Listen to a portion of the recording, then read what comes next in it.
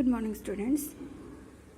आज हम नया चैप्टर पढ़ रहे हैं, चैप्टर नंबर 2, और ये है एक दल के प्रभुत्व का दौर, यानी कि era of one party system, dominance of one party system, era of one party system. आपका पहला टॉपिक है लोकतंत्र स्थापित करने की चुनौती। जैसा कि आप जानते हैं कि पिछले चैप्टर में हमने पढ़ा था कि इंडिया के सामने आज़ादी के बाद काफ़ी सारी चुनौतियां थी, काफ़ी चैलेंजेस थे। उनमें से एक चैलेंज था कि हम देश में यूनिटी कैसे रखें, और दूसरा चैलेंज था कि देश में डेमोक्रेटिक सिस्टम को कैसे अडॉप्ट करें, और तीसरी चैलेंजेस था हमारे पास इक्वालिटी और करना, और सबका प्रोग्रेस करना, और गरीबी समाप्त करना। तो इस चैप्टर में हम डेमोक्रेटिक सिस्टम को इस्टेब्लिश करने के लिए हमारे सामने जो चुनौतियाँ आई उसके बारे में पढ़ेंगे। अब तक आप समझ चुके होंगे कि स्वतंत्र भारत का जन्म किन मुश्किल हालातों में हुआ था। आप सब जानते हैं कि जब भारत आज़ाद हुआ था तो भारत को बहुत ही कठिन मुश्किल हालातों में आज़ाद हुआ था। भारत को सांप्रदायिक हिंसा झेलनी पड़ी, विस्थापन झेलना पड़ा, रातों रात लाखों लोगों को अपना घर बार छोड़ के भारत से पाकिस्तान और पाकिस्तान से भारत की तरफ भागना पड़ा। कई लाखों लोगों ने अपनी जान गंवाई, विस्थापन की त्रासदी हमने झेली। उसके बाद जो 565 रजवाड़े थे, हमारे प्रिंसली स्टेट्स थे, उन्हें भारत में शामिल करना था। उसके बाद चैलेंज था हमारे सामने कि हम स्टेट को रीऑर्गेनाइज कैसे करते हैं। हमारे स्टेट को रीऑर्गेनाइज करने का, राज्यों का पुनर्गठन करने की समस्या भी हमारे सामने थी। इन सब के बीच में एक चुनौती ये भी थी कि हम इंडिया में डेमोक्रेटिक सिस्टम को कैसे अडॉप्ट करें। अपने देश के समक्ष प्रारंभ से ही राष्ट्र निर्माण की चुनौती थी, और इन गंभीर चुनौतियों के बारे में आप पहले ही पढ़ चुके हैं। ऐसी चुनौतियों की चपेट में आकर कई अन्य देशों के नेताओं ने यह निर्णय लिया कि उनके देश में अभी लोकतंत्र को अपनाने का समय नहीं आया है। यानी कि बहुत से देश जो भारत के से पहले और भारत के बाद आज़ाद हुए थे, उन देशों ने फैसला किया कि वो अभी डेमोक्रेटिक सिस्टम को नहीं अपनाएंगे, क्योंकि उनके सामने फर्स्ट प्रेफरेंस या फर्स्ट चैलेंज ये है कि वो अपने देश की एकता को, यूनिटी को बनाए रखें। इन नेताओं ने दलील दी कि राष्ट्रीय एकता हमारी पहली प्राथमिकता है, और लोकतंत्र को अपनाने से मतभेद और संघर्ष को प्रोत्साहन मिलेगा। उनका मानना था कि उनके लिए नेशनल यूनिटी पहली प्रेफरेंस है, और डेमोक्रेटिक सिस्टम की वजह से देश में मतभेद, संघर्ष बढ़ सकते हैं। उपनिवेशवाद की चंगुल से स्वतंत्र हुए कई देशों में इसी वजह से अलोकतांत्रिक शासन व्यवस्था को कायम किया। इस अलोकतांत्रिक शासन व्यवस्था के अनेक रूप थे। कहीं पर थोड़ा बहुत लोकतंत्र रहा, लेकिन प्रभावी नियंत्रण किसी एक नेता के हाथ में था, तो कहीं पर एक दल का शासन कायम हुआ, और कहीं कहीं पर सीधे सीधे सेना के हाथ में सत्ता आ गई। यानी कि वो देश जो आज़ाद हुए थे, उन्होंने, बहुत से देशों ने ये कहा कि हम अभी डेमोक्रेटिक सिस्टम को नहीं अडॉप्ट कर रहे हैं। डेमोक्रेटिक सिस्टम में मतभेद और संघर्ष हो सकते हैं, और इससे नेशनल यूनिटी खतरे में आ सकती है। इसलिए इन जगह पर कहीं पर जो है एक नेता के हाथ में सत्ता की बागडोर दे दी गई, या किसी एक पॉलिटिकल पार्टी के हाथ में सत्ता की बागडोर दे दी गई, या कहीं के प्रसिद्ध सेना ने नियंत्रण संभाल लिया। अलोकतांत्रिक शासन व्यवस्था का प्रारंभ इस वायदे के साथ हुआ कि जल्दी ही लोकतंत्र बहाल कर दिया जाएगा। लेकिन एक बार जहां पर अलोकतांत्रिक शासन व्यवस्था स्थापित हो चुकी है, वहां पर दोबारा से उस शासन व्यवस्था को चेंज करना और डेमोक्रेसी लाना इतना आसान नहीं था। भारत में भी परिस्थितियां बहुत भिन्न नहीं थी, लेकिन स्वतंत्र भारत के नेताओं ने अपने लिए कहीं अधिक कठिन रास्ता चुनने का निर्णय लिया। देखो, इंडिया के सामने भी ये चैलेंज था नेशनल यूनिटी को बरकरार रखना, फिर भी हमारे नेताओं ने डेमोक्रेसी को एक चैलेंज के रूप में एक्सेप्ट किया। यदि नेताओं ने किसी अन्य रास्ते को चुना होता तो शायद आश्चर्य की बात होती, क्योंकि हमारे स्वतंत्रता संग्राम की गहरी प्रतिबद्धता लोकतंत्र से थी।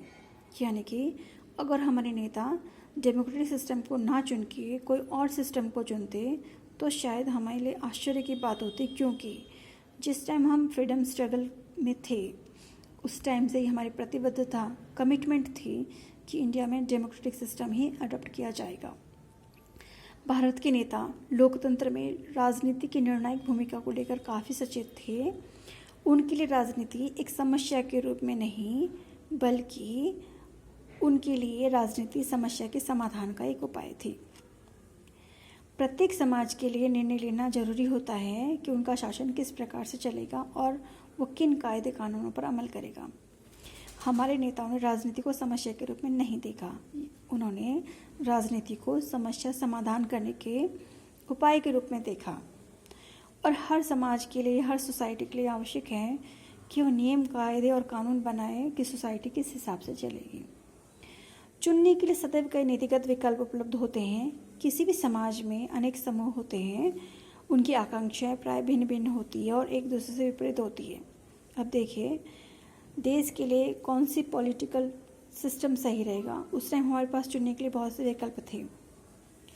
और आप जानते हैं कि सोसाइटी में, किसी भी देश में अनेक तरह के सोशल ग्रुप्स होते हैं और सबकी अपनी डिफरेंट आकांक्षाएं यानी कि इच्छाएं होती हैं।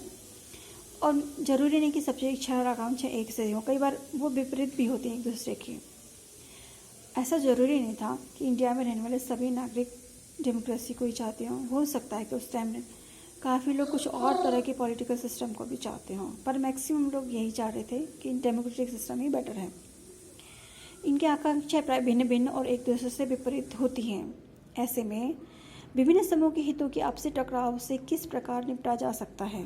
देखो, कई बार एक का हित दूसरे के लिए हित नहीं भी हो सकता और हितों के बीच टकराव भी हो सकता है।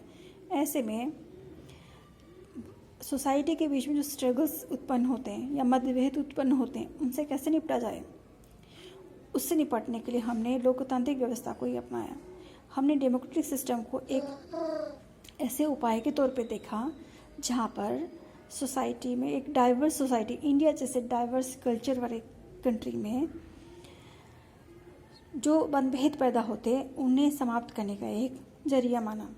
सत्ता और प्रतिस्पर्धा राजनीति की दो सबसे ज़्यादा जाहिर चीज़ें हैं, लेकिन राजनीतिक गतिविधि का उद्देश्य जनहित का फैसला करना तथा उस पर अमल करना होता है और ऐसा होना भी चाहिए। भारत के नेताओं ने इसी रास्ते को चुनने का निर्णय किया। पिछले वर्ष हमने अध्ययन किया था कि हमारे संविधान का निर्माण किस प्रकार से हुआ था। आपको याद होगा कि संविधान 26 नवंबर 1949 को तैयार किया गया और इसी दिन इस पर हस्ताक्षर भी कर दिए गए। हमारा संविधान 26 जनवरी 1950 को लागू हो गया था।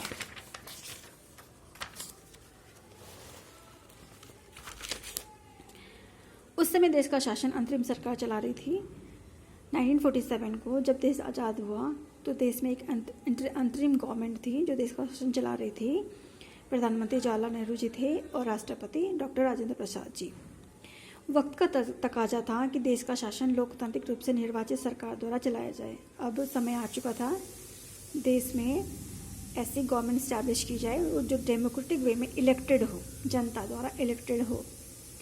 संविधान ने सारे नियम तय कर दिए थे और अब इन नियमों पर अमल करने की ज़रूरत थी। हमारा संविधान बन चुका था, संविधान में सारे नियम तय हो चुके थे कि सरकार का निर्माण कैसे होगा, कैसे इलेक्शन होंगे। अब हमें अपने संविधान में जो नियम कानून थे उस पर अमल करने का वक्त आ चुका था।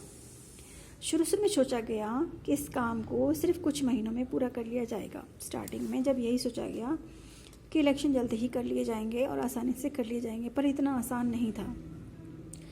भारत के चुनाव आयोग का गठन जनवरी 1950 में हुआ। इलेक्शन कमीशन बनाया गया 1950 में जनवरी में।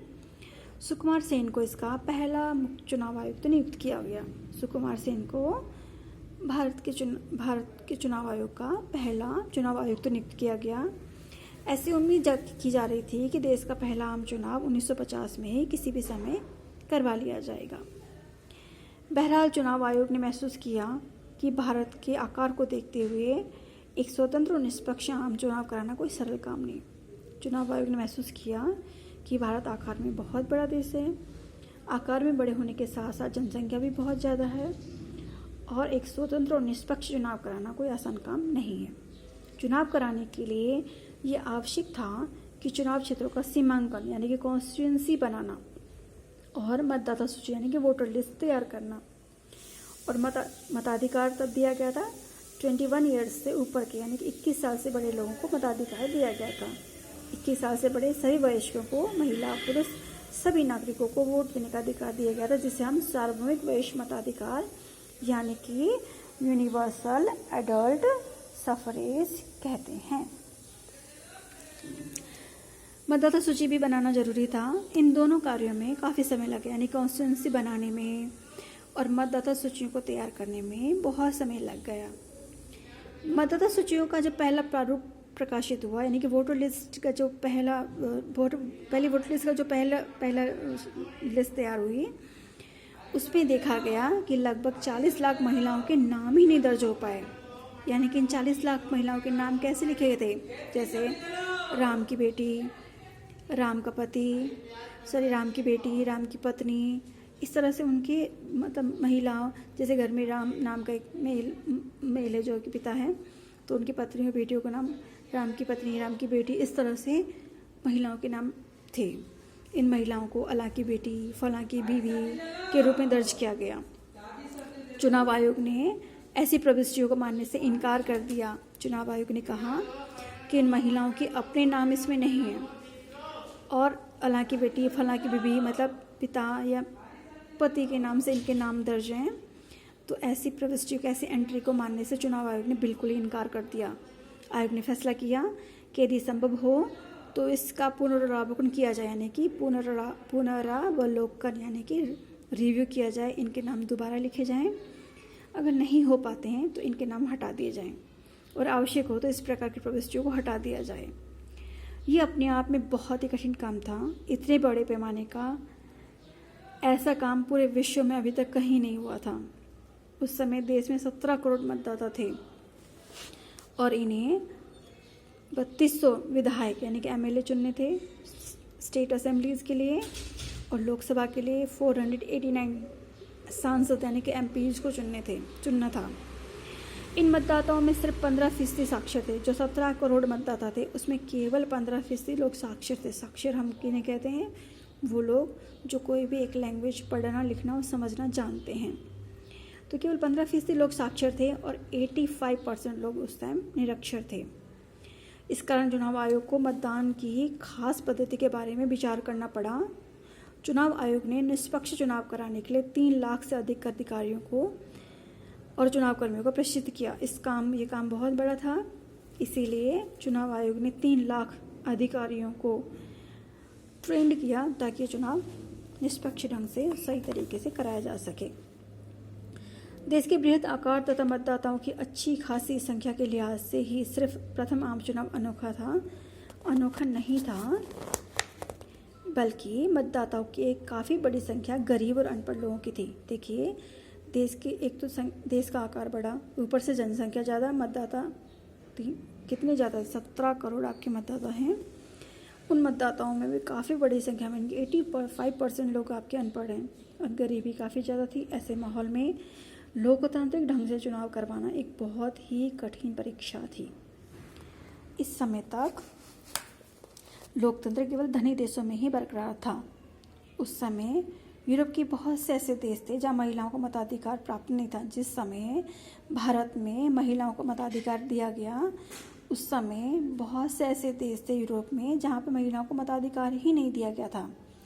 ऐसे में भारत में सार्वभौमिक मताधिकार पर अमल किया गया, जो अपने आप में बहुत ही जोखिम भरा था। उस समय जब यूरोप जैसे देश जहाँ पे गरीबी नहीं थी, अशिक्षा नहीं थी, वहाँ पे महिलाओं को मताधिकार नहीं दिया गया था। ऐसे में भारत में सभी को मताधिकार का जो अधिकार दिया गया, ये एक जोखिम भरा प्रयोग था, एक्सपेरिमेंट था। भारत के ही एक संपादक ने इसे इतिहास का सबसे बड़ा जुआ करार दिया। ऑर्गेनाइजर नाम की एक पत्रिका ने लिखा कि जवाहरलाल नेहरू अपने जीवित रहते ही देख लेंगे और पछताएंगे कि भारत की सार्वभौमिक मताधिकार असफल रहा। इस संबंध में इंडियन सिविल सर्विस के एक अंग्रेज अधिकारी ने दावा किया कि आने वाला वक्त और भी अब से कहीं ज़्यादा जानकार दौर बड़े विस्मय से लाखों अनपढ़ लोगों के मतदान की एक बेहूद की नौटंकी देखेगा। यानी कि सभी लोगों का ये मानना था कि भारत का ये चुनाव जिसमें सभी लोगों को वोट देने का अधिकार दिया गया, ये जो प्रयोग किया गया ये असफल रहेगा। देश के अंदर, देश के बाहर सभी पर्यवेक्षक यही मान रहे थे कि भारत जो कर रहा है इतिहास का सबसे बड़ा जुआ खेल रहा है, और जवाहरलाल नेहरू अपने जीवित रहते ही देख लेंगे कि ये बहुत गलत किया कि सबको मताधिकार दिया गया। ठीक है बच्चों, इसका एक नोट्स भी बना रखे हैं, नोट्स में देख लीजिए। चैप्टर 2, एक दल के प्रभुत्व का दौर, era of one party dominance, लोकतंत्र स्थापित करने की चुनौती जो हमारे सामने थी। हम पहले ही जान चुके हैं कि स्वतंत्र भारत का जन्म मुश्किल हालातों में हुआ था। हमारे सामने राष्ट्र निर्माण की चुनौती थी। कई अन्य देश जिन्हें भारत की तरह ही चुनौती का सामना करना पड़ा था, उन्होंने लोकतंत्र को अपनाने से मना कर दिया।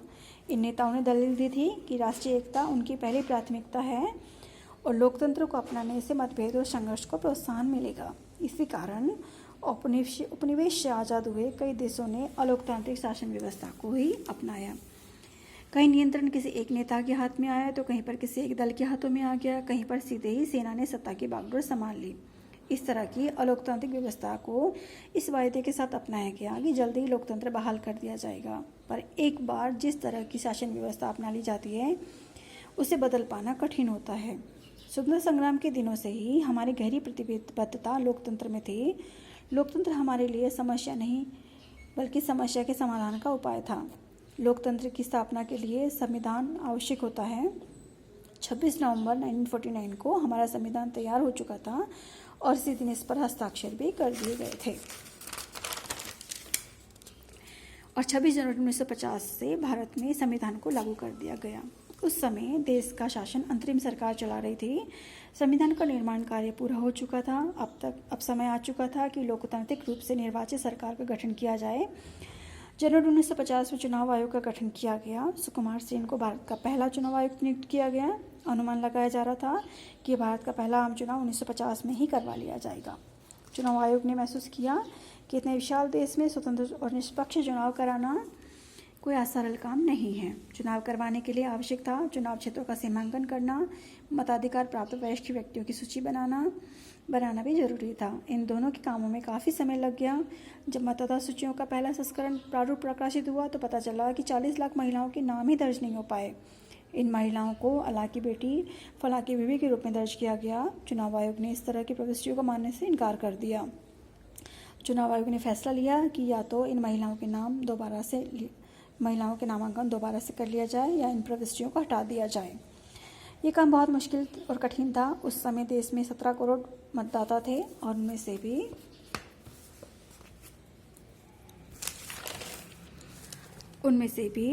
उन्होंने 32 विधायक और 489 सांसद को चुनना था।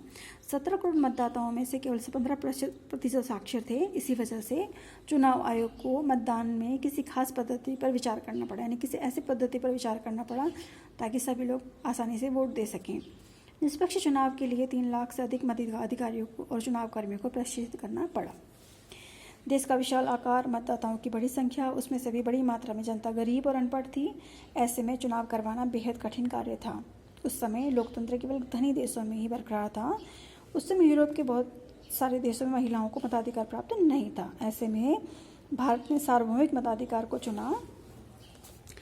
भारत के एक संपादक ने इसे इतिहास का सबसे बड़ा जुआ करार दिया। ऑर्गेनाइजर नाम की पत्रिका ने लिखा कि जवाहरलाल नेहरू अपने जीवित रहते ही देख लेंगे और पछताएंगे कि भारत में सार्वभौमिक मताधिकार असफल रहा। एक अंग्रेज अधिकारी ने तो दावा किया कि आने वाला वक्त और अब से कहीं ज़्यादा जानकार दौर बड़े विस्मय से लाखों अनपढ़ लोगों की मतदान की ये बेहूदी नौटंकी देखेगा। तो बच्चे, जिस तरह से भारत ने सार्वभौमिक मताधिकार को अपनाया, लोकतंत्र को अपनाया, ज़्यादा पर्यवेक्षक यही मान रहे थे कि भारत इस प्रयोग में असफल रहेगा। पर बच्चों, हमने सभी चुनौतियों का सामना किया और सफलतापूर्वक लोकतांत्रिक चुनाव भी करवाया और देश में लोकतंत्र को कायम भी रखा। तो आज के लिए इतना ही। Thank you so much.